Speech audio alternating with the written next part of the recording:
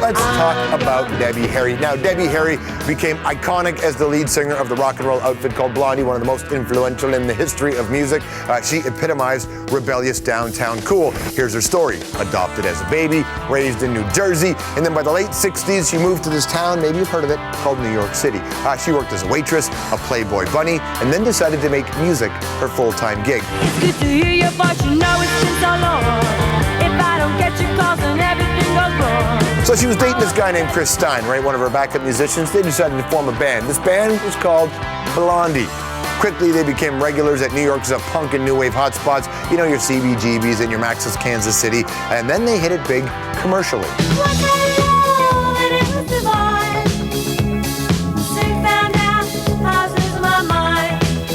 Blondie, always a trendsetter. In fact, their video for the song Rapture, one of the first ever played on MTV, it even had rap in it. And you don't stop, shoot a shot, go out to the parking lot and you get it. But by 1984, Blondie had broken up and Debbie went solo, also started acting, on the stage, Broadway with Andy Kaufman, and in films like David Cronenberg's Videodrome and John Waters' Hairspray. Mother is here. But like all interesting artists of their time, it's more than just the music.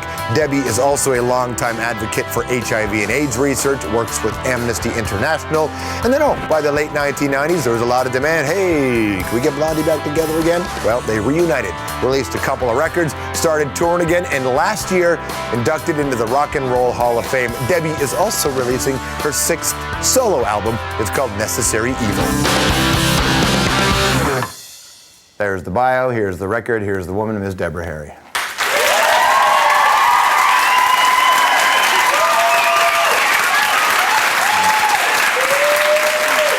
You know, there are lots of artists who are successful, but there are very few who have the sort of impact in the relationship with their audience that you have enjoyed. I think for a lot of reasons. That's because I threaten them. Is that what you say? I was important, damn it. Is that what you say? When you look back at your bio, you see that, all the changes in your life and who you are. What do you think? I don't know. I sort of, I'm looking ahead most of the time. I don't really dwell on the past that much. I mean, I sort of count my experiences, as support and learning and just sort of want to carry on. I feel like I'm writing better than I ever did before, and I think I'm enjoying it more, the performances, and, I don't know, I sort of want to keep on going. You're about to start a new tour as well, and when you go out on the road and you're standing on that stage and you're looking at the audience, are you drawing from past experiences, or is it always a new thing? Well, I mean, of course, I have a lot of experience performing, so that, is in my favor. Practice makes perfect, right? Practice makes better. We hope. Yeah. But I mean, there are some really surprising moments, in performance that I think we all sort of live for. I mean, these are the surprises, and I had one recently where I was on tour with Blondie, and we finished up we had two dates left, and I lost my voice, and that doesn't really happen to me very often, and one show was in Amsterdam and one show was in Copenhagen. And I didn't know what to do because I couldn't cancel the shows, and I sort of, well, what am I going to do? So I made the audience sing. All the songs? Yeah, and it was a revelation to me because all I did was, I just sort of lip synced to the audience, which was I guess it sort of makes sense because they knew the songs. Probably knew the songs better than I did, but they remember the lyrics. I didn't hold it against them. You think there's guys in that audience who are really pissed off that they came to see Blondie and they saw their drunk friend sing? I don't want to hear you say, call me. I don't want to hear that. Yes, but, I made a complete fool of myself on stage, so it sort of balanced out. But that's important to do, though, isn't it? Isn't it important to not be so precious about what one's career is? Yeah. I think in a situation like that, you have to sort of just throw it out, and just sort of make everybody, feel good. And so I was just like very slapstick in a way, you know. And it actually was great. I had a great time. What do you do when you have a new record? You get Necessary Evil. If you lose your voice, they don't know the words yet.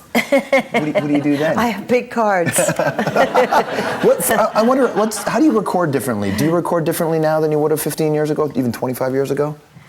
Yes, it's a lot different now. It's the digital age. You know, we have, you know, you barely have to do anything, really. It's Well, not... and many artists don't. They take full advantage of that. Yeah. No, analog was painstakingly slow, and, you know, you had to work very carefully, and editing was crucial, and, you know, all of those things. But do you approach it the same way when you walk in to make a record, like psychologically? Oh, absolutely. I think you know, you want to do your best performance and your best writing, and you know, that kind of approach, and I don't know. It's sort of funny because the thing that I hated about recording analog was that it was not like the way the brain works. But digital is really much more like the way the brain works. Many more layers and all of that. Yeah, it's just sort of, this I can, you know, I can go. Analog was just so boring for me, you know, because I didn't really have anything to do except for that, you know, whatever hour or two that I would be singing. You know, all the rest of it was done by other people. The idea of being a solo artist before the Blondie reunion and being a solo artist after the Blondie reunion, is there a difference? You know, it might be too soon to say. I did the, you know, the True Colors tour with Cyndi Lauper and that whole gang, and that was the first time that I had been out as a solo artist since, you know, the early '90s, and it was a lot of fun. I, you know, had a great time. It was a great tour to be on. You know, it was so well received. I guess I'll find out really soon. When you watch television and you see many young women who are having that moment in their career that you experienced publicly with the success and the coverage, and you watch the meltdowns and you watch the media coverage and you watch all that, can you empathize with them? Well, yeah. I mean, it's a crazy business, right? I mean, I don't know, I guess we all sort of want something else from it. We want some kind of recognition and attention. And I guess it sort of depends on the person, you know, how you want that or how you get that. It's a different world today, I will say that, you know, that media attention is much more ferocious.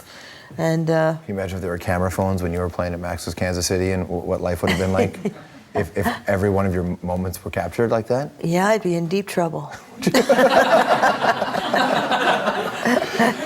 When you get to make a solo record now, like, what do you feel like? Does it provide a sort of, I don't know, tangible is the wrong word, but do you get something that you feel out of this going when it's done and you look at it?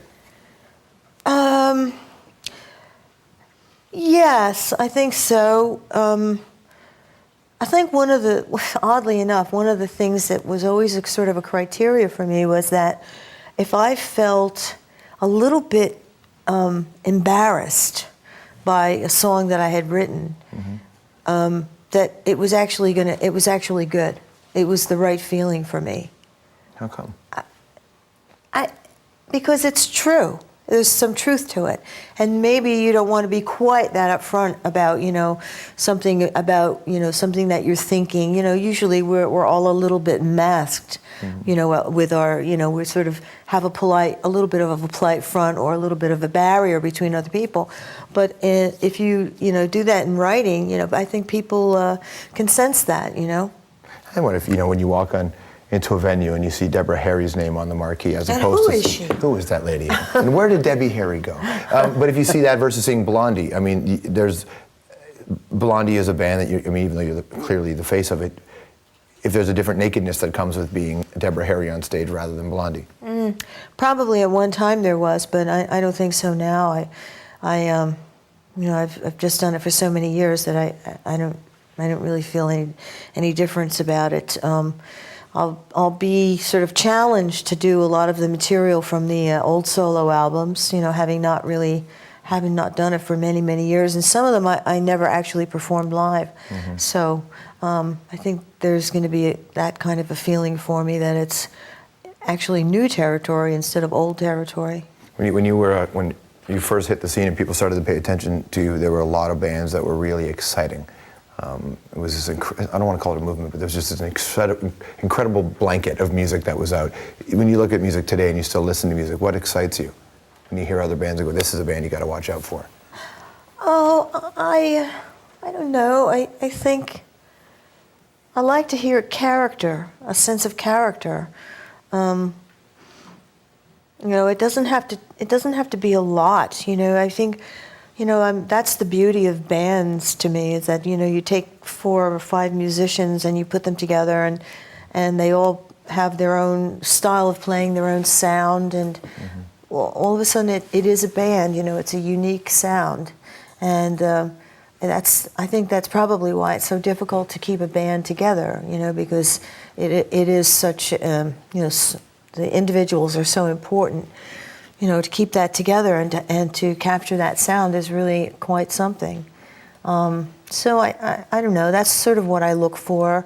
I look for again, you know, some kind of a lyrical content that's a personal statement. You know, that's something that's uniquely that person, or uniquely from that part of the country or that part of the world. You know, Is there somebody, when you hear them on the radio, you go, that's the one? There's somebody who's embodying that now, or at least as close? Well, I mean, an obvious example would be the Chili Peppers. You know, and everybody sort of knows what they sound like now. But I mean, they always had that sort of California sound, and you know, they're Great songwriters. Yeah, I mean, they just have their thing. That's their thing, right? And you just say, right, okay, that's the Chili Peppers as soon as they come on, you know. Cool. Thanks for coming in today. Oh, thanks for having me. Deborah here. I'd shake your hands, but you got a cold, right? That's okay. I'll just tell everybody I got sick of you and making out. Necessary Evils in England. New record from Deborah Harry.